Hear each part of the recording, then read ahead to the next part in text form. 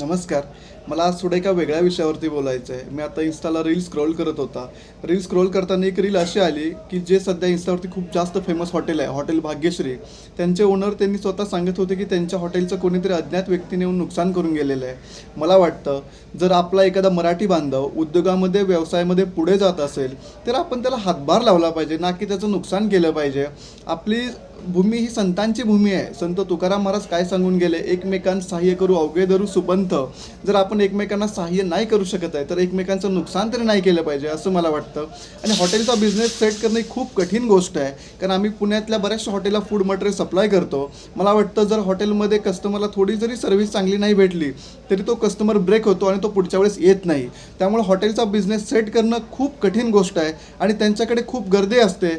किमान लोकांनी त्यांचं नुकसान तरी करू नये, त्यांना जर मदत करणं शक्य नसेल तर.